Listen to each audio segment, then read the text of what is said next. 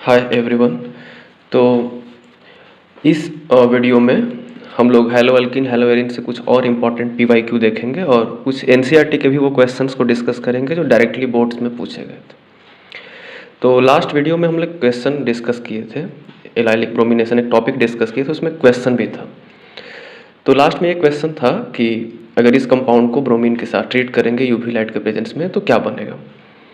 तो last video में भी हम लोग ये देखे थे कि अगर कोई हैलोजन है, अगर उसको यूवी लाइट के प्रेजेंस में रिएक्ट कराया जाता है तो दो तरह के रिएक्शन हो सकते हैं। एक तो होता है एलाइलिक या फिर होता है बेंजाइलिक। एलाइलिक या बेंजाइलिक हैलोजिनेशन होता है या ब्रोमिनेशन कह सकते हैं कि होगा, क्योंकि यहाँ पे ब्रोमीन प्रेजेंट है। तो एलाइलिक पोजीशन किसको बोलते हैं, तो डबल बॉन्ड के बगल वाला जो कार्बन होता है, जैसे ये कार्बन यहाँ पे है या फिर इस कार्बन को भी कह सकते हैं, उसी पोजीशन पे ब्रोमीन जुड़ता है हाइड्रोजन के प्लेस पे। तो इस जगह पे 2 हाइड्रोजन है हिडन और यहाँ भी 2 हाइड्रोजन है हिडन, क्योंकि एक बॉन्ड इधर एक बॉन्ड इधर, 2 बॉन्ड, तो 2 हिडन हाइड्रोजन यहाँ भी होंगे और 2 हिडन हाइड्रोजन यहाँ भी होंगे। तो इस केस में क्या होगा कि एक हाइड्रोजन को रिप्लेस कर देगा ब्रोमीन और प्रोडक्ट ये बन जाएगा। तो हम इसका प्रोडक्ट ड्रॉ कर सकते हैं, यहाँ पे अटैच कर देंगे एक ब्रोमीन, या कोई ये एलाइलिक पोजीशन है, ये भी एलाइलिक है, तो कोई इस प्रोडक्ट को ऐसे भी लिख सकता है। डबल बॉन्ड ये कंपाउंड था हमारा, तो कोई ज़रूरी नहीं कि यहीं अटैच करें, यहाँ भी अटैच कर सकते हैं एक ब्रोमीन। तो ये 2 प्रोडक्ट बनेगा, या तो इसको लिखे या तो फिर इसको लिखे, और एक H और Br वो तो HBr बन के वहाँ से रिमूव हो जाएगा। तो ये प्रोडक्ट बनता। इसके बाद फिर ये नेक्स्ट क्वेश्चन है, ये भी पीवाईक्यू है। इस क्वेश्चन में पूछा गया कि इस कंपाउंड को हम लोग मैग्नीशियम ड्राईईथर से करेंगे और उसके बाद फिर अगर वाटर के साथ, एसिडिक वाटर के साथ हाइड्रोलाइज करेंगे तो क्या प्रोडक्ट बनेगा। तो कभी भी हैलोजिनेटेड कंपाउंड के साथ मैग्नीशियम को अगर ट्रीट करते हैं तो ग्रिग्नार्ड रिएजेंट का फॉर्मेशन होता है। जैसे RX प्लस Mg अगर ड्राईईथर में रिएक्शन करता है तो ऑर्गेनोमेटेलिक कंपाउंड बनता है RMgX। तो R और X के बीच में Mg इंसर्ट हो जाता है। तो इस केस में क्या बनेगा, C6H5, फिर है हम लोग के पास CH2, फिर है Br। तो जैसे ही Mg के साथ रिएक्शन करेंगे तो Mg इसमें इंसर्ट हो जाएगा कार्बन और ब्रोमीन के बीच में इस जगह पे। तो प्रोडक्ट क्या बन जाएगा, C6H5 फिर CH2 और बीच में आ जाएगा यहाँ पे Mg और फिर इसके बाद जुड़ जाएगा Br। तो ये प्रोडक्ट बनेगा C6H5 CH2 MgBr। अब ये ऑर्गेनोमेटेलिक कंपाउंड ये बन गया, ये न्यूक्लियोफाइल के जैसा बिहेव करता है। अब एक चीज़ जो सबसे इंपॉर्टेंट है, इस चीज़ को हम लोग को याद रखना चाहिए हमेशा, कि अगर कोई ग्रिग्नार्ड रिएजेंट है RMgX है, इसको हम किसी ऐसे कंपाउंड के साथ रिएक्शन करा रहे हैं जिस कंपाउंड के फॉर्मूले में OH आता है या NH आता है। तो OH वो किसी का भी OH हो, चाहे वो अल्कोहल का OH हो, ROH का OH हो, या फिर RCOOH का H हो, या फिर वाटर का OH हो। कहीं भी अगर OH रहेगा तो ग्रिग्नार्ड रिएजेंट क्या करता है कि उस OH ग्रुप के साथ रिएक्शन करता है और उसके H को स्नैच कर लेता है, H को विड्रॉ कर लेता है और R के साथ जुड़ जाता है H, मतलब अल्केन बन जाता है, इसका फॉर्मेशन होता है। तो यहाँ भी हम लोग क्या कर रहे हैं, इसके बाद हमको H3O+ के साथ रिएक्शन कराना है, मतलब वाटर के साथ रिएक्शन कराना है, H+ उसमें होगा। तो ग्रिग्नार्ड रिएजेंट क्या करेगा कि ग्रिग्नार्ड रिएजेंट में R के साथ हम लोग क्या अटैच कर देते थे, H। R के साथ H कब अटैच करेंगे, जब वाटर के साथ रिएक्शन करें या एसिड के साथ या अल्कोहल के साथ या कोई एमीन के साथ। तो सिंपली R के साथ अटैच कर देते हैं हम लोग H। तो यहाँ पे R कौन है, तो ये पूरा ग्रुप R के जगह पे है, ये R हो गया, ये Mg हो गया और ये X के जगह पे हो गया ब्रोमीन। तो ये RMgX है। तो R के साथ H जुड़ेगा तो हमारे पास क्या प्रोडक्ट बनेगा, वाटर के साथ रिएक्शन कर रहे हैं तो वाटर का H जुड़ जाएगा।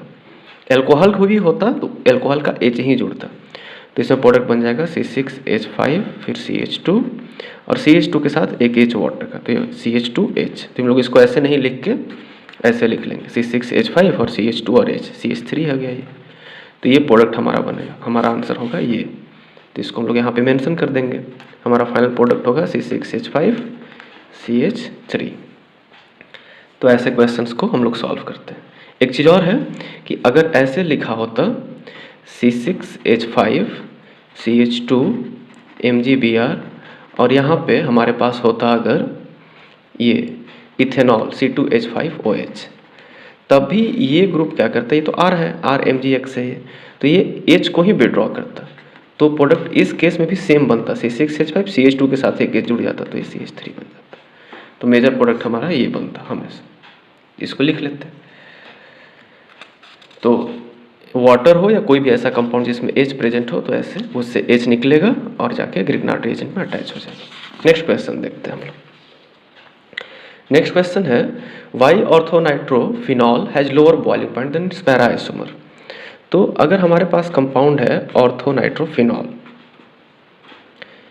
ये फिनॉल है और ऑर्थो पे नाइट्रो अटैच कर देते हैं यहाँ पे, ये नाइट्रो ग्रुप है, ये ऑर्थोनाइट्रोफिनॉल हो गया, ऑर्थोनाइट्रोफिनॉल। इसके बाद एक और कंपाउंड की बात किया गया है इस क्वेश्चन में, पैरानाइट्रोफिनॉल। इसमें नाइट्रो ग्रुप पैरा पोजीशन पे अटैच है। नाइट्रो ग्रुप को ऐसे लिखते हैं, एक तरफ कोऑर्डिनेट एक तरफ डबल बॉन्ड। अब क्या है कि इसका जो बॉइलिंग पॉइंट है ये पैरा है, इसका नाम है पैरानाइट्रोफिनॉल। तो पैरानाइट्रोफिनॉल का जो बॉइलिंग पॉइंट है वो ज़्यादा है, इसका बॉइलिंग पॉइंट ज़्यादा है। क्यों ज़्यादा है? तो अगर बॉइलिंग पॉइंट किसी अल्कोहल का ज़्यादा है, फिनॉल का ज़्यादा है, तो हाइड्रोजन बॉन्डिंग कॉज हो सकता है, बट यहाँ पे तो दोनों में OH है, दोनों फिनॉल है, तो दोनों में हाइड्रोजन बॉन्डिंग होगा। हाँ होगा, बट फर्क है दोनों हाइड्रोजन बॉन्डिंग। इसमें क्या होगा कि O पे माइनस, क्योंकि इलेक्ट्रोनेगेटिव है, H पे प्लस। यहाँ ऑक्सीजन पे स्लाइट माइनस होगा, नाइट्रोजन पे होगा प्लस। वैसे कोऑर्डिनेट बॉन्ड है तो इसको हम लोग माइनस प्लस से दिखा सकते हैं, पूरा ही कंप्लीट माइनस भी लिख सकते हैं। तो यहाँ पे सिंपली क्या होगा, अट्रैक्शन होगा O और H के बीच में। तो कैसा हाइड्रोजन बॉन्ड का फॉर्मेशन हो रहा है, इंट्रामॉलिकुलर H बॉन्ड बन रहा है इसमें, हाइड्रोजन बॉन्ड बन रहा है इसमें। इस केस में इंट्रामॉलिकुलर क्यों? क्योंकि एक ही मॉलिक्यूल है, एक ही मॉलिक्यूल में अगर हाइड्रोजन बॉन्ड बन जाए तो उसको इंट्रामॉलिकुलर बोलते हैं। इस केस में ऑक्सीजन पे माइनस, हाइड्रोजन पे प्लस होगा। यहाँ पे कोऑर्डिनेट बॉन्ड को हम लोग ऐसे प्लस माइनस करके भी दिखा सकते हैं, बट ये हाइड्रोजन इतना दूर है कि इसके साथ अट्रैक्ट नहीं हो पाएगा, तो इसमें इंट्रामॉलिकुलर पॉसिबल नहीं है। तो इसमें हाइड्रोजन बॉन्ड कैसे बन सकेगा फिर? अगर एक और मॉलिक्यूल हमको लिखना पड़ेगा तब हाइड्रोजन बॉन्ड शो कर सकते हैं इसमें, कि जैसे इसमें हम नाइट्रो को ऐसे शो कर दिए इधर की तरफ और इसमें OH को नीचे की तरफ अपोजिट कर दिए, तब क्या हो सकता है कि इसके हाइड्रोजन इसके ऑक्सीजन के साथ अट्रैक्ट होगा, ये ऑक्सीजन इसके हाइड्रोजन के साथ अट्रैक्ट होगा। तो इसमें अलग अलग मॉलिक्यूल के बीच में हाइड्रोजन बॉन्डिंग पॉसिबल है। इट मीन्स कि इसमें पॉसिबल है इंटरमॉलिकुलर H बॉन्डिंग, और क्योंकि इसमें इंटरमॉलिकुलर H बॉन्डिंग पॉसिबल है, इसलिए इसमें क्या होगा, एसोसिएशन होगा। इंट्रा से एसोसिएशन नहीं होता है, एसोसिएशन इंटर से होता है, अलग अलग मॉलिक्यूल के बीच में बने तब। तो इसमें इंटरमॉलिकुलर हाइड्रोजन बॉन्ड बनेगा, एसोसिएशन होगा, इसीलिए इसका बॉइलिंग पॉइंट जो होगा हाई होगा, पैरा का हाई होगा और ऑर्थो का लोअर होगा। तो इसमें हम लोग मेंशन कर देंगे कि because orthonitrophenol forms intramolecular but paranitrophenols intermolecular hydrogen bonding which causes association, that's why its boiling point is higher। ये हुआ।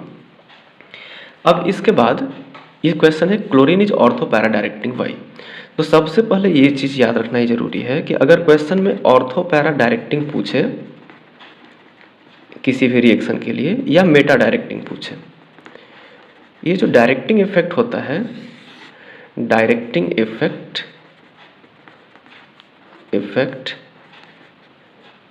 determined by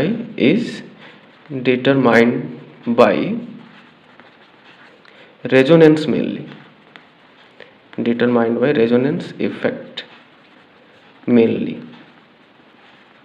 तो रेजोनेंस इफेक्ट जो होता है ना, वो हमेशा डिसाइड करता है कि कौन किस तरह का डायरेक्टिंग होगा, ऑर्थो पैरा होगा कि मेटा डायरेक्टिंग होगा। इसमें इस बात से कोई मतलब नहीं है कि वो ग्रुप रिंग को एक्टिवेट करता है या जैसे सेंटेंस में अगर ऐड कर दे कि this is ring deactivating group, then why it is ortho para directing. तो हमको इस बात पे ध्यान ही नहीं देना है कि वो डीएक्टिवेट कर रहा है कि एक्टिवेट कर रहा है इस क्वेश्चन का आंसर करते टाइम। बस ये ध्यान देना है कि ऑर्थो पैरा डायरेक्टिंग बोला तो है वो, and directing effect is always determined by resonance effect mainly. तो ऑर्थो पैरा डायरेक्टिंग है ना कोई भी ग्रुप, तो प्लस आर शो करता होगा, और अगर कोई मेटा होता है तो माइनस आर शो करता है। तो अगर कोई प्लस आर शो करता है और माइनस आर शो करता है तो उससे क्या होता है, क्यों ऑर्थो पैरा डायरेक्टिंग हो जाता है। तो अगर हम लोग क्लोरोबेंजीन का रेजोनेटिंग स्ट्रक्चर ड्रॉ करें, एक स्ट्रक्चर ड्रॉ करके हम देख लेते हैं। यहाँ पे क्लोरीन के पास लोन पेयर होते हैं ऐसे, तो ये लोन पेयर ऐसे मूव करता है, फिर ये ऐसे मूव करता है, लोन पेयर सिंगल डबल, ये डबल बॉन्ड है। तो इसके बाद जो स्ट्रक्चर बनेगा वो इस टाइप का बनेगा। ये डबल बॉन्ड यहाँ से हट जाएगा, यहाँ पे आ जाएगा लोन पेयर नेगेटिव चार्ज, इधर डबल बॉन्ड Cl पे आ जाएगा प्लस चार्ज। ये डबल बॉन्ड और यहाँ का double bond as it is रहेगा। फिर ये लोन पेयर ऐसे मूव करेगा, इस बार ये डबल बॉन्ड टूट जाएगा, तो इस बार जो नया स्ट्रक्चर बनेगा वो ये बनेगा कि नेगेटिव इस जगह पे आ गया, और ये लोन पेयर फिर यहाँ डबल बना लिया। ऐसे स्ट्रक्चर का फॉर्मेशन होता है। दो लोन पेयर यहाँ पे रहेंगे, एक ही पेयर मूव किया है। तो इस स्ट्रक्चर को हम माइन्यूटली देखें तो इस जगह पे नेगेटिव आया, इस जगह पे नेगेटिव आया, और इस जगह पे नेगेटिव आया। तो Cl के बगल वाला ये जगह, जैसे क्लोरोबेंजीन ये है, तो इसके बगल वाला ये जगह कौन सा है, ये ऑर्थो है, और ये जगह कौन सा है, ये पैरा है। ऑर्थो यहाँ भी होता है, यहाँ भी नेगेटिव आएगा, और स्ट्रक्चर अगर हम लोग ड्रॉ करें तो क्लोरोबेंजीन ऑर्थो पैरा डायरेक्टिंग क्यों होता है, क्योंकि लोन पेयर दे रहा है, इट मीन्स कि प्लस आर शो कर रहा है। तो इसका आंसर करेंगे बिकॉज क्लोरीन शो और chlorine atom show plus R effect, and due to plus R effect what will happen, negative charge appears at ortho position, this one is ortho position, and negative charge appears at para position. And if negative charge appears ortho and para position, it means that electron density is higher at ortho position as well as para position, because negative charge appears here na, that's why electron density is higher at this position. तो जहाँ जहाँ negative है वहाँ पे electron density ज़्यादा है। Then electrophile कहाँ पर अटैक करना चाहेगा, किस पोजीशन को प्रेफर करना चाहेगा, तो जहाँ पे इलेक्ट्रॉन ज़्यादा है वहाँ पे प्लस जाना चाहेगा इलेक्ट्रोफाइल, तो ऑर्थो पे जाएगा या पैरा पे जाएगा। तो यानी कि ये Cl की वजह से ऑर्थो पैरा पे जाएगा, तो Cl कैसा डायरेक्टिंग हो गया, ऑर्थो पैरा डायरेक्टिंग हो गया। तो इसका आंसर करेंगे कि because chlorine show plus R effect and due to this electron density is much higher at, relatively higher at ortho and para position.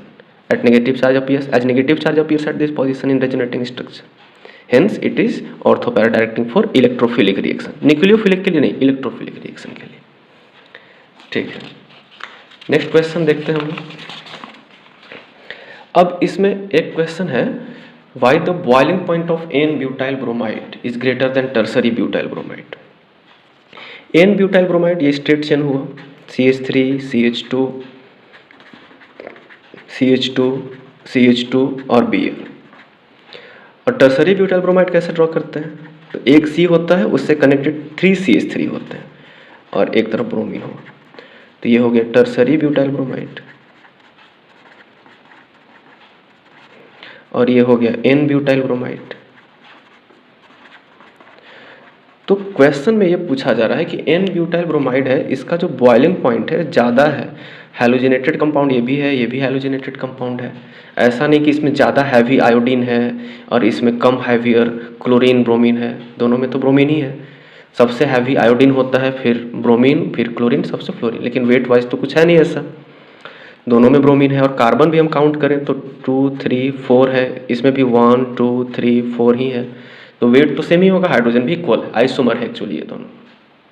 तो इसका बॉइलिंग पॉइंट क्यों ज़्यादा, तो कोई भी हैलो अल्केन या अल्केन का अगर बॉइलिंग पॉइंट ज़्यादा है, कम है, और उसमें हैलोजन सेम है, कार्बन सेम है, तो ऐसे सिचुएशन में हम लोग सारी चीज़ों को कंपेयर पहले कर लेते हैं कि कहीं एटम तो कम ज़्यादा नहीं है। अगर by the way atom equal है, अगर कम ज़्यादा है तब तो डिसाइड हो जाएगा, ज़्यादा है तो उसमें मास ज़्यादा होगा तो वंडर वाल फोर्स ज़्यादा होगा। लेकिन जब यहाँ पे एटम इक्वल है, सारे एटम सेम हैं, बट स्ट्रक्चर बस अलग है, तो ये स्फेरिकल टाइप का दिख रहा है और ये स्ट्रेट टाइप का दिख रहा है। तो जो स्ट्रेट चेन होता है ना, उसका लार्जर सरफेस एरिया होता है, इसका होगा लार्जर सरफेस एरिया, और जो स्फेरिकल दिख रहा है जिसमें ज़्यादा ब्रांच है उसका होगा smaller surface area, smaller surface area. तो क्योंकि इसका सरफेस एरिया स्मॉलर है, तो जिसका सरफेस एरिया स्मॉलर होगा उसमें वंडरवाल फोर्स जो लगेगा वो भी वीक लगेगा, वंडरवाल फोर्स इसमें वीकर होगा। और इसमें wonder Waals force relatively stronger होगा, क्योंकि वंडर वाल फोर्स मास पे डिपेंड करता है, बट यहाँ पे तो मास सेम है, तो वंडर वाल फोर्स सिर्फ मास पे ही नहीं डिपेंड करेगा, वंडर वाल फोर्स सिर्फ मास पे डिपेंड नहीं करता है, वो सरफेस एरिया पर भी डिपेंड करता है। तो यहाँ पे हम लोग मास के बेसिस पे आंसर नहीं कर पाते, यहाँ पे लोग आंसर कर सकते हैं सरफेस एरिया के बेसिस पे, क्योंकि this molecule tertiary butyl bromide have smaller surface area, it means the van der Waals force of attraction will be weaker in this case and hence its boiling point will be lower, और one can say that n butyl bromide has greater, it has straight chain, it has larger surface area, it means it will have greater or stronger van der Waals force of attraction, and if it has greater van der Waals force of attraction, तो इसमें अगर attraction ज़्यादा होगा तो इसका boiling point भी ज़्यादा होगा। ऐसे आंसर करेंगे। अब रेसिमिक मिक्सचर ऑप्टिकली इनएक्टिव क्यों होते हैं? तो रेसिमिक मिक्सचर में दो ऑप्टिकल, जैसे कोई कंपाउंड है कार्बन का ही, अगर हम चारों तरफ ग्रुप को डिफरेंट लिख दें, इधर ड्यूटेरियम अटैच कर दें, इधर हाइड्रोजन और इधर इथाइल लिख दें, चारों ग्रुप अगर डिफरेंट होता है कार्बन के सराउंडिंग में, तो उस कार्बन को हम लोग कायरल कार्बन बोलते हैं। ये कायरल कार्बन हो गया, ये कार्बन कायरल हो गया। तो कायरल कार्बन होगा तो पूरे मॉलिक्यूल को वो कायरल बना देता है। तो कोई भी अगर मॉलिक्यूल कायरल होता है तो उसका एक मिरर इमेज जरूर बनता है। तो इसका मिरर इमेज क्या बनेगा? CH3, इधर इसमें हो जाएगा C2H5, यहाँ पे H हो जाएगा, इधर D बन जाएगा। इस पेयर को हम लोग बोलते हैं इनांसियोमर, जो एक दूसरे का मिरर इमेज होता है। जो अगर कायरल मॉलिक्यूल का जो मिरर इमेज होता है वो नॉन सुपर इम्पोजेबल होता है, उसको इनांसियोमर बोलते हैं। तो अगर ये डेक्स्ट्रो होगा तो ये लीवो होगा, मतलब कि ये अगर प्लेन पोलराइड को राइट रोटेट करेगा, ये लेफ्ट रोटेट करेगा। देख कर नहीं बता सकते, एक्सपेरिमेंटल होता है ये। और अगर ये लेफ्ट रोटेट करता तो ये राइट रोटेट करता, क्योंकि एक दूसरे का मिरर इमेज है, तो इन दोनों में यही रिलेशन होगा। बाकी फिजिकल प्रॉपर्टी ये सब सेम होते हैं, लास्ट वीडियो में देखे थे हम लोग ये चीज़। तो इन दोनों को हम लोग सेपरेट नहीं कर सकते, क्योंकि इनका फिजिकल प्रॉपर्टी सेम होता है। तो रेसिमिक मिक्सचर किसको बोलते हैं? जिसमें ये भी कोई अगर मिक्सचर ऐसा है जिसमें दोनों इनांसियोमर प्रेजेंट हो, ये भी प्रेजेंट हो, ये भी प्रेजेंट हो। अगर किसी मॉलिक्यूल में, किसी मिक्सचर में दोनों प्रेजेंट, 50% ये प्रेजेंट है और 50% ये प्रेजेंट है, दोनों प्रेजेंट है, तो वो ऑप्टिकली एक्टिव नहीं इनएक्टिव होता है। जबकि इंडिविजुअली ये भी एक्टिव है, इंडिविजुअली एक्टिव ये भी है, बट दोनों को मिला दें तो इनएक्टिव हो जाएगा। क्यों?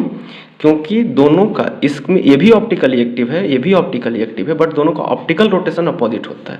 तो इसका आंसर होगा because they have two enantiomers. They have means because racemic mixture have two enantiomers in 50-50 in equal proportion लिख देते हैं इसको, in equal proportion। तो equal proportion में होने से क्या हुआ? Because they have two enantiomers in equal proportion, hence and A mention कर देते हैं, and enantiomers have equal and opposite optical rotation। तो ऑप्टिकल रोटेशन क्या होता है इसका? इन दोनों का इक्वल भी होता है, बराबर होता है, बट अपोजिट। अगर ये -50 होगा तो ये +50 होगा। तो दोनों का अगर इक्वल अमाउंट है और इक्वल एंगल भी अपोजिट होता है दोनों का, तो वैसे केस में क्या होगा कि अपोजिट तो है ही, दोनों मैग्नीट्यूड सेम होता है और बराबर बराबर अगर हम ले लें तो कैंसिल कर देगा एक दूसरे को। तो वैसे सिचुएशन में ओवरऑल ऑप्टिकल रोटेशन इसका क्या हो जाएगा? 0, और ये ऑप्टिकली इनएक्टिव बन जाएंगे। तो ये मेंशन कर देंगे, इस वजह से इनका ऑप्टिकल रोटेशन ओवरऑल 0 हो जाता है और ये ऑप्टिकली इनएक्टिव हो जाते हैं। नेक्स्ट क्वेश्चन देखते हैं हम लोग। ये क्वेश्चन थोड़ा इंटरेस्टिंग है, इसमें देख सकते हैं क्या है। सबसे पहले 2-ब्रोमोपेंटेन 2-ब्रोमो-2-मिथाइल-पेंटेन स्ट्रक्चर को ड्रॉ कर लेते हैं हम। 2-ब्रोमोपेंटेन CH2 CH3, फर्स्ट मॉलिक्यूल ये दिया हुआ है। सेकेंड मॉलिक्यूल है हमारे पास 2-ब्रोमो-2-मिथाइल-पेंटेन, 2 पे ब्रोमो है और 2 पे मिथाइल भी है। 2-ब्रोमो-2-मिथाइल पेंटेन, 1 2 3 4 एंड 5 पेंटेन। एक और मॉलिक्यूल है हमारे पास और वो है 1-ब्रोमोपेंटेन। तो इसको ऐसे लिख सकते हैं CH3 CH2 CH2 CH2, फिर से CH2, टोटल 5 और ये Br। अब यहाँ पे SN1 SN2 की बात कर रही है, इस क्वेश्चन में SN2 का बात है। तो SN2 रिएक्शन में एक चीज़ ध्यान देना होता है कि SN2 रिएक्शन में जो रिएक्टिविटी होता है एल्काइल हैलाइड का, वो उसके डिग्री पर डिपेंड करता है। सबसे ज़्यादा रिएक्टिव होता है मिथाइल हैलाइड, ये सबसे ज़्यादा रिएक्टिव होता है। उसके बाद 1 डिग्री, उसके बाद 2 डिग्री, और 2 डिग्री से भी कम होता है रिएक्टिव 3 डिग्री। तो अगर SN2 रिएक्शन की बात चलेगी तो वहाँ पे सबसे ज़्यादा रिएक्टिव 3 डिग्री होगा, सॉरी मिथाइल हैलाइड होगा, फिर 1 डिग्री, फिर 2 डिग्री, फिर 3 डिग्री। क्यों? रिएक्टिविटी किस चीज़ पर डिपेंड करता है कि ये मिथाइल हैलाइड सबसे ज़्यादा रिएक्टिव है? तो कोई भी जब SN2 रिएक्शन होता है तो SN2 रिएक्शन ऐसे होता है कि जैसे कार्बन है, इधर से CH3 अटैच है, या इधर से H अटैच है, इधर से H है, या ऐसा कुछ भी है, H ही अटैच है सब तरफ से। तो न्यूक्लियोफाइल, इधर से हैलोजन एक अटैच है, हैलोजन लीव करेगा। तो न्यूक्लियोफाइल क्या होता है कि अगर हम SN2 रिएक्शन का बात करें थोड़ी देर के लिए, तो कोई न्यूक्लियोफाइल आएगा, वो कार्बन पे अटैक करेगा, उस कार्बन पे अटैक करेगा जिस पे ब्रोमीन या क्लोरीन पहले से लगा हुआ है, अटैच्ड है, फिर ये बाहर निकलेगा।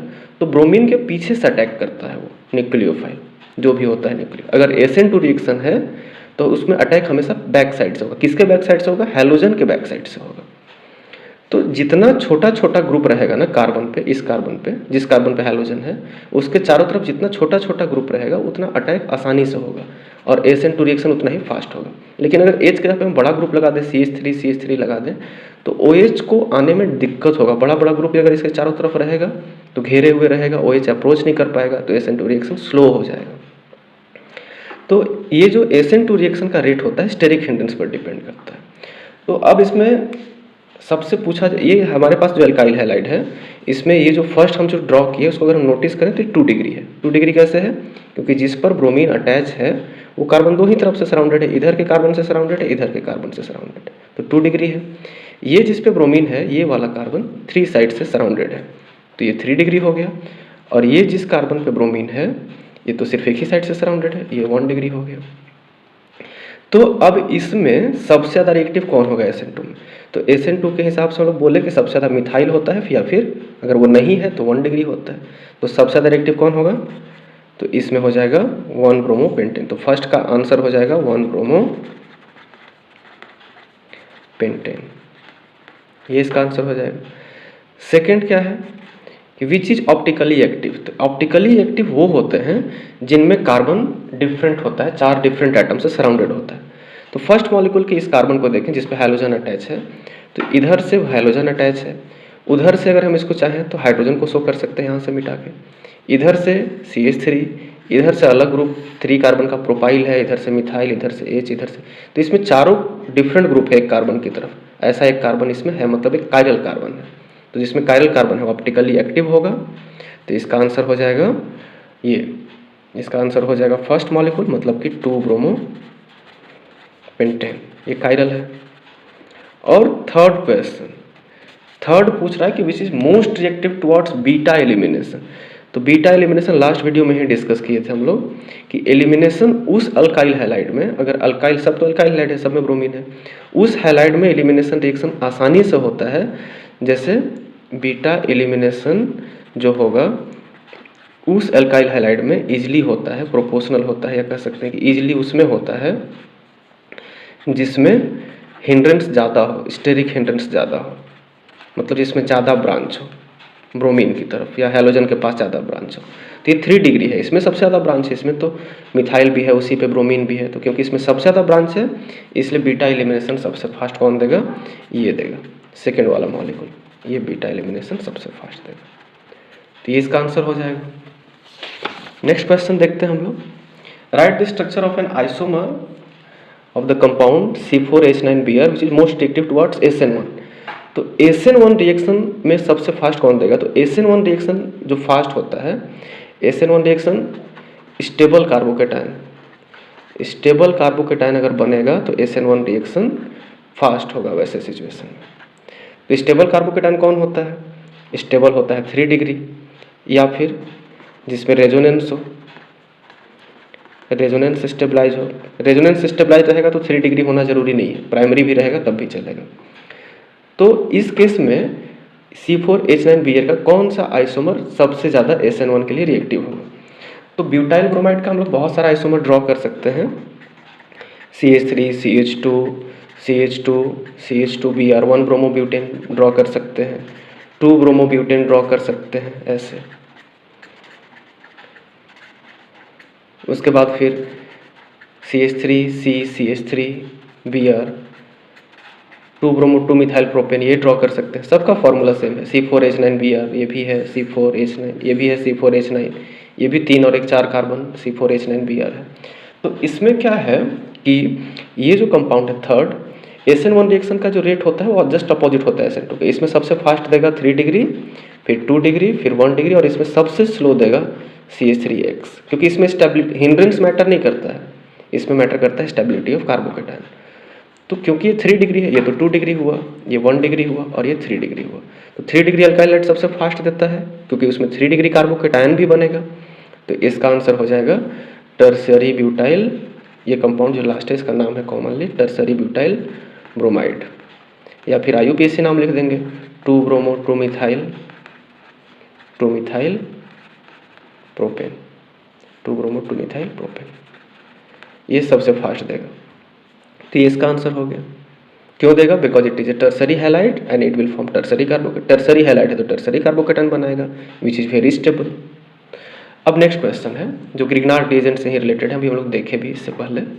Methyl magnesium bromide, CH3 methyl magnesium Mg bromide Br, इसको कन्वर्ट करना है हमको 2 मिथाइल प्रोपेन 2 ऑल में। तो 2 पे मिथाइल है और 2 पे ही ऑल है, और टोटल 3 कार्बन है। 1 2 3 प्रोपेन हो गया, 2 पे मिथाइल 2 पे। तो बेसिकली हमको करना क्या है कि इसमें एक CH3 तो है, इसमें 3 CH3 है, तो करना क्या है कि हमको 3 कार्बन और चाहिए। इसमें 1 2 3 4 टोटल 4 है, इसमें 1 है, तो हमको 3 कार्बन और चाहिए। अब जो कोई ग्रिग्नार्ड होता है, ग्रिग्नार्ड रिएजेंट, वो ग्रिग्नार्ड रिएजेंट एल्कोहल में तब कन्वर्ट करता है जब उसको लोग एल्कोहल को एल्डिहाइड से कीटोन से रिएक्शन कराते हैं, क्योंकि OH मिडिल में है, ये टर्सरी अल्कोहल है, तो कोई कीटोन सुटेबल कीटोन यूज करेंगे हम। जैसे कि अगर ये कीटोन यूज करते हैं CH3 COCH3, 3 कार्बन का कीटोन, ये ग्रिग्नार्ड रिएजेंट कैसे रिएक्शन करता है? तो CH3 इस पे माइनस होगा, मेटल पे हमेशा प्लस होगा, तो ये कार्बन जो माइनस होता है वो यहाँ से उठ के और इस कार्बन पे अटैक करता है हमेशा। क्यों अटैक करेगा? क्योंकि कार्बन पे प्लस होगा, ऑक्सीजन पे माइनस, फिर ये बॉन्ड ऐसे ओपन हो जाता है, खुल जाता है ऐसे। तो क्या बन जाएगा? जैसे ही ये खुलेगा तो प्रोडक्ट हमारा बन जाएगा CH3, ये CH3 आगे किससे जुड़ा? तो ये CH3 आके जुड़ गया C से, उस C पे क्या जुड़ा हुआ है? O जुड़ गया, इसी C पे क्या जुड़ा हुआ था? CH3, ये वाला CH3, फिर एक और तरफ से क्या जुड़ा हुआ है? CH3, और ये जो O है ना, इस O पे आके जुड़ जाएगा Mg और Br, फिर इसको हाइड्रोलाइज कर देते हैं H3O प्लस से, तो प्रोडक्ट हमारा बन जाएगा CH3 C, इधर CH3 और इधर O, और O के साथ जुड़ जाएगा H। तो इससे ये कैसे बना सकते हैं? तो सिंपली हम लोग इस मॉलिक्यूल को यहाँ पे लिख देंगे CH3 CO CH3, इसके साथ रिएक्शन कराएंगे, और फिर किसके साथ रिएक्शन कराएं? ग्रिग्नार्ड में हमेशा दोबारा रिएक्शन करते हैं H3O प्लस के साथ, तो ये दोनों से रिएक्शन करेंगे, इससे और इससे, और ये प्रोडक्ट बन जाएगा। तो ऐसे प्रोडक्ट का फॉर्मेशन होता है। नेक्स्ट हम लोग देखते हैं क्वेश्चन, ये सबसे आसान क्वेश्चन है। इसमें SN2 रिएक्शन हम लोग को देखना है, कौन SN2 फास्ट देगा। तो 2 चीज़ जानते हैं SN2 के बारे में। SN2 फास्ट कौन देता है? मिथाइल हैलाइड, फिर 1 डिग्री, फिर 2 डिग्री, और सबसे स्लो देता है 3 डिग्री। तो यहाँ पे अगर नोटिस करें तो ये भी 1 डिग्री है, 1 डिग्री हैलाइड है ये, क्योंकि CH2 एक जिस पर हैलोजन है वो एक ही से सराउंडेड है, ये भी 1 डिग्री है। बट फर्क क्या है कि दोनों में लिविंग ग्रुप, इसमें आयोडीन है जो अलग होगा, न्यूक्लियोफाइल आएगा, तो इसमें ब्रोमीन है जो अलग होगा। बिकॉज कार्बन और आयोडीन का बॉन्ड जो होता है वो लॉन्गर होता है।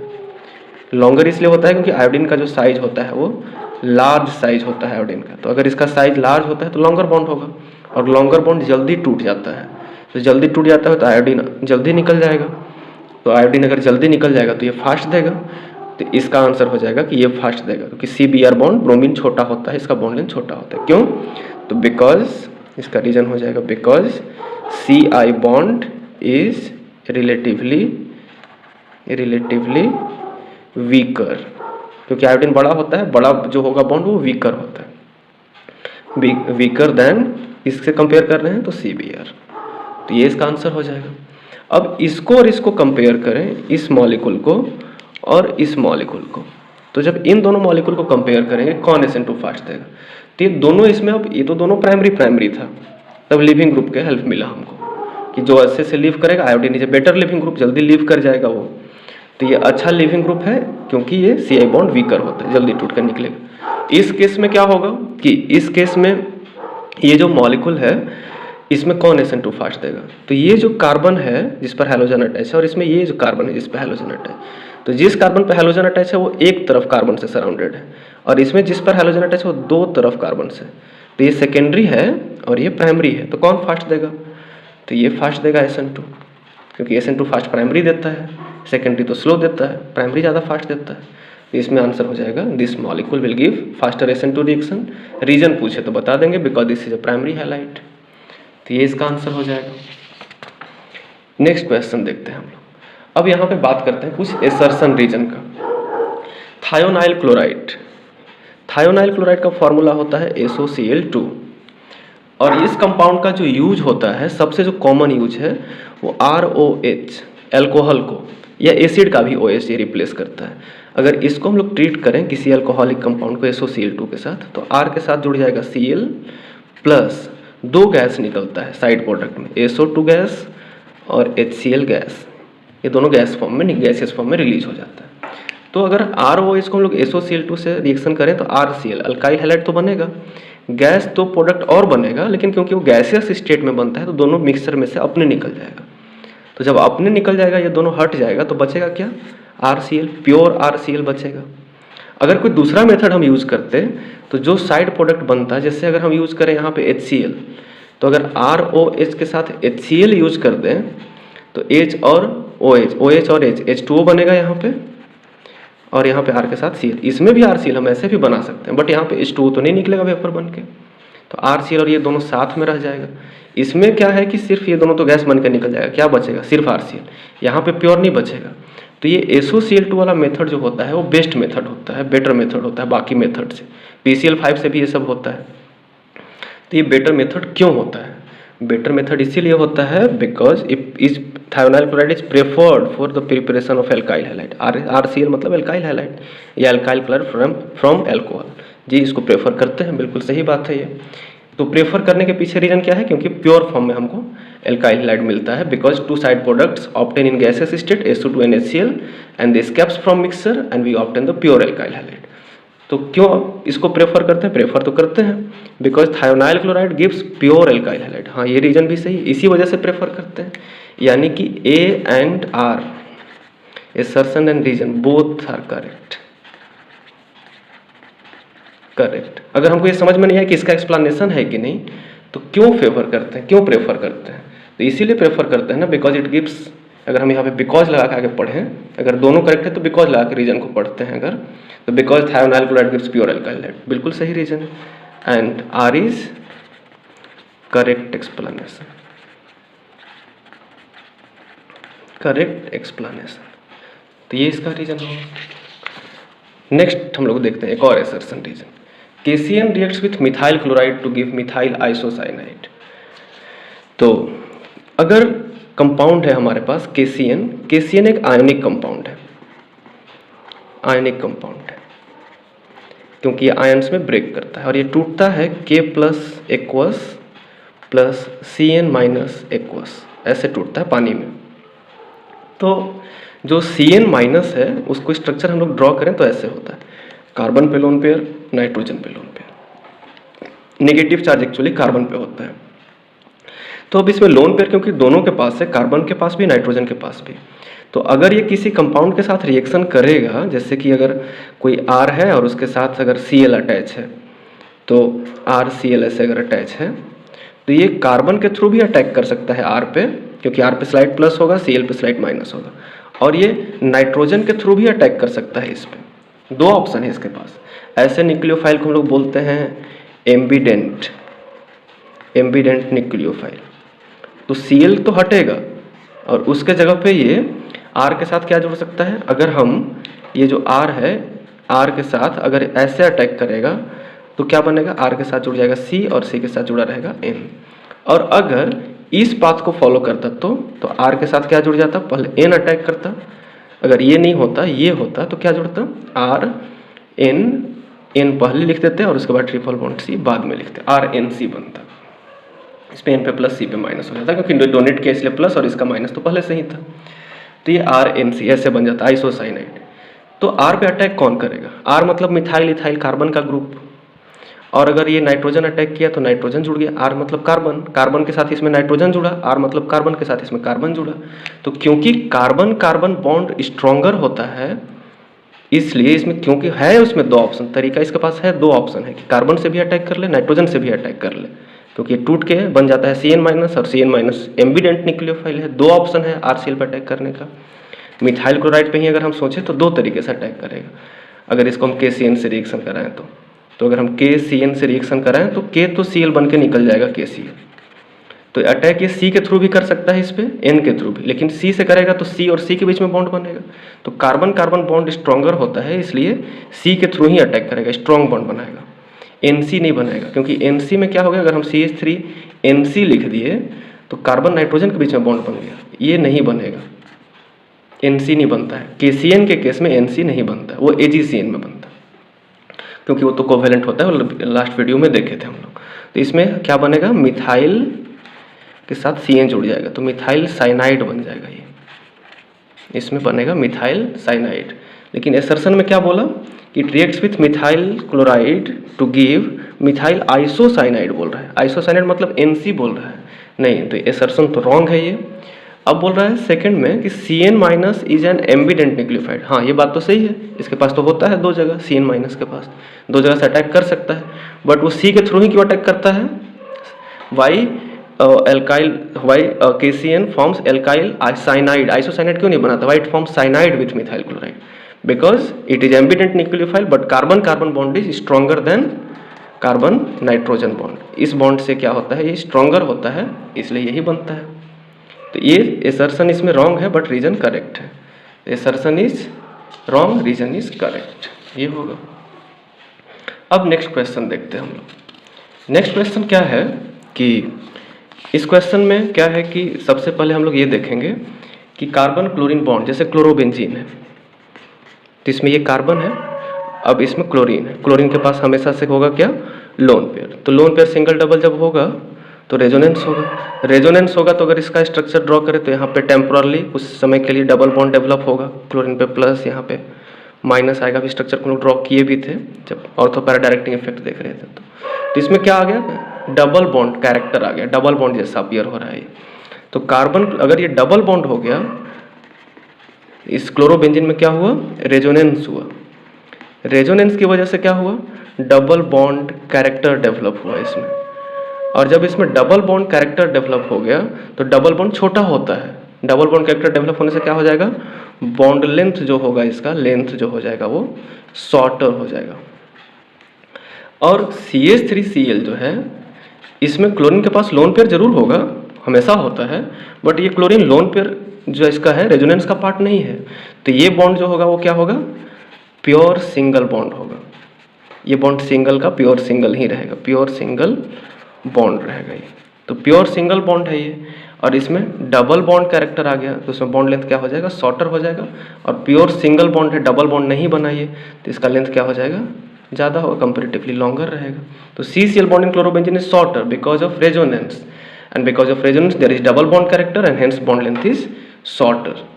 ठीक है, एक और है, ये तो ये जो केमिकल बनते हैं हैलोजन रिलेटेड जो केमिकल होते हैं उनका यूज से, उसके यूज से रिलेटेड है ये, कि chloroform is stored in dark coloured bottle. Chloroform का फॉर्मूला होता है CHCl3। इसको हम लोग डार्क कलर के बॉटल में रखते हैं, ब्राउन बॉटल में, ब्लैक कलर के बॉटल में, कि सनलाइट उसमें नहीं जाए।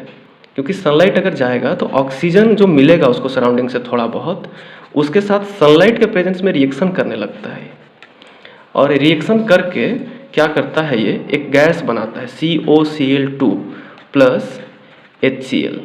इसको बोलते हैं फॉस्जीन, फॉस्जीन बोलते हैं इसको, और ये पॉइजनस होता है, पॉइजनस गैस होता है। तो ये पॉइजनस गैस का फॉर्मेशन नहीं हो, इस वजह से हम लोग उसको अवॉइड करने के लिए, इसको बैलेंस करने के लिए हाफ लिख देते हैं हम लोग यहाँ पे। तो अवॉइड करने के लिए हम लोग इसको डार्क कलर बोतल में रखते हैं। तो इसको डार्क कलर बोतल में इसलिए स्टोर करते हैं because chloroform reacts with oxygen in presence of sunlight and they can form the poisonous gas phosphine. That's why in order to avoid this in order to avoid this we store the chloroform bottle in dark brown bottle और dark coloured bottle. इस वजह से इसको हम लोग रखते हैं। Chloroform से मिलता जुलता एक क्वेश्चन और एडिशनली हम बता रहे हैं कि CH3 आयोडोफॉर्म होता है। ये क्या है ना कि इसमें इसके यूज से रिलेटेड क्वेश्चन एक आता है कि इसमें एंटीसेप्टिक प्रॉपर्टी होता है। तो ये एंटीसेप्टिक प्रॉपर्टी क्यों होता है? तो वो इसमें अपना इसका एंटीसेप्टिक प्रॉपर्टी नहीं होता है, एक्चुअली ये लिबरेट करता है I2, ये CH3 में से I2 निकलते रहता है and this I2 has antiseptic property. तो अगर ये क्वेश्चन रहे कि why CH3 has antiseptic property, तो आंसर करेंगे because it liberate I2 and that I2 has antiseptic property. ठीक है, तो ये तो कुछ यूज से रिलेटेड हैलोजिनेटेड कंपाउंड की यूज से रिलेटेड क्वेश्चन हुआ। एक ये क्वेश्चन जो स्टीरियोकेमिस्ट्री से रिलेटेड है, SN1 SN2, ये मेरा मेन कंपाउंड है। इससे अगर लेफ्ट साइड हम जाएं, यहाँ पे X है, तो X के जगह पे इसमें देखें तो C2H5 है, CH3 इसमें है, इसमें भी CH3 है, H है, इसमें भी H है, इसमें X के जगह पे क्या है, Y है। लेकिन एक चीज़ ध्यान दें कि अगर यहाँ से हम बीच से देखें तो X लेफ्ट की तरफ है, इधर की तरफ X है, और इसमें जो Y है वो राइट की तरफ है। X इधर की तरफ है, इस कंपाउंड और इस कंपाउंड को अगर हम कंपेयर करें तो इसमें जो X है वो लेफ्ट की तरफ है और इसमें Y जो है वो X के जगह पे जुड़ा है लेकिन राइट साइड में, तो अपोजिट साइड जुड़ा है। तो इसमें क्या हुआ होगा, इन्वर्जन, ये इन्वर्जन हुआ है, इसमें कॉन्फ़िगरेशन का इन्वर्जन हुआ, यानी कि इधर SN2 रिएक्शन हुआ होगा। SN2 में ही इन्वर्जन होता है, बैक साइड अटैक होता है, इधर से Y आएगा पीछे से, X के पीछे से, तो इन्वर्जन होगा। इस केस में अगर हम इन दोनों को कंपेयर करें, इसको और इसको कंपेयर करें, C2H5 जहाँ है वहीं है, H जहाँ है वहीं है CH3, X जहाँ है सेम उसी जगह पे Y जुड़ा है। तो इसमें क्या हुआ, इसमें जो हुआ जहाँ X था वहीं जुड़ गया, तो इसमें कॉन्फ़िगरेशन में जब अपोजिट जुड़ा तो इन्वर्जन हो गया, X इधर था Y इधर से जुड़ा, लेकिन जहाँ X है वहीं अगर Y जुड़ा, इसको सेंटर में मानकर सोचना है। तो इसको हम लोग बोलते हैं रिटेंशन, कॉन्फ़िगरेशन में कोई चेंज नहीं हुआ, रिटेंशन हुआ। और ये बोल रहा है कि अगर इधर फिर Y से रिएक्शन किया और A भी बने, ये A है और ये B है, अगर A भी बन जाए और B भी बन जाए, मतलब इन्वर्जन भी हो जाए, रिटेंशन भी हो जाए, तो अपोजिट ये और ये अगर हम ध्यान से देखें तो इसका मिरर इमेज ये है, इसके सामने अगर मिरर लगा दें हम यहाँ पे, तो इसका मिरर इमेज ऐसा बनेगा, इसके जैसा। C2H5 के पास C2H5, Y के सामने Y, CH3 के सामने CH3 और H के सामने H, तो ये दोनों एनहांसियोमर है एक दूसरे का। तो अगर A और B अगर इक्वल प्रोपोर्शन में बन जाए तो उसको बोलते हैं, दोनों बन जाए तो उसको बोलते हैं रेसिमिक मिक्सचर। तो रेसिमिक मिक्सचर तब बनता है जब इन्वर्जन भी हो, रिटेंशन भी हो, वो SN1 में होता है। इधर अगर दोनों बन रहा है यानी कि SN1 टाइप रिएक्शन हुआ होगा, तभी दोनों बन सकता है, क्योंकि कार्बोकेटायन प्लेनर मॉलिक्यूल होता है, SN1 में कार्बोकेटायन प्लेनर होता है, फ्रंट साइड से भी अटैक पॉसिबल है, फ्रंट साइड से भी और बैक साइड से भी, तो दोनों तरह का आइसोमर बनता है। क्वेश्चन हालांकि यहाँ पे क्या पूछ रहा है कि what is the process called if A is only obtain, अगर सिर्फ A मिलेगा तो उसको क्या बोलेंगे। तो अगर A सिर्फ मिला तो उसको हम लोग क्या बोलेंगे, उस प्रोसेस को क्या बोलेंगे, तो बोलेंगे इन्वर्जन ऑफ कॉन्फ़िगरेशन, इसको इन्वर्जन ऑफ कॉन्फ़िगरेशन बोलेंगे। अगर सिर्फ B मिला तो क्या बोलेंगे, तो उसको बोलेंगे रिटेंशन ऑफ कॉन्फ़िगरेशन, ये बोलेंगे। और अगर A और B दोनों मिला और वो भी इक्वल अमाउंट में, क्योंकि अगर वो SN1 होगा तभी इक्वल अमाउंट में मिला होगा, SN1 में इक्वल अमाउंट में क्यों बनता है, इनहांसियोमर रेसिमिक मिक्सचर SN1 में क्यों बनता है, अगर ये क्वेश्चन पूछ दिया जाए तो because in SN1 reaction always carbocation is formed and carbocation is planar and on planar molecule nucleophile can attack from both side with equal ease, that's why. तो A और B अगर दोनों बन गया तो उस प्रोसेस को क्या बोलेंगे, अभी इस क्वेश्चन पे सोचें, अभी ज़्यादा आगे नहीं जाए। तो इसमें अगर ये बना तो इन्वर्जन, B बना तो रिटेंशन, A और B दोनों बन गया तो रेसमाइजेशन बोलेंगे। रेसिमिक मिक्सचर बनेगा तो उस प्रोसेस को बोलेंगे रेसमाइजेशन। तो ऐसे हम लोग सारे क्वेश्चन को सॉल्व कर सकते हैं, ये सब कुछ इंपॉर्टेंट क्वेश्चंस थे। तो आज के लेक्चर में इतना ही, बाकी आगे के लेक्चर में और भी हम लोग देखेंगे कुछ, ठीक है, थैंक यू।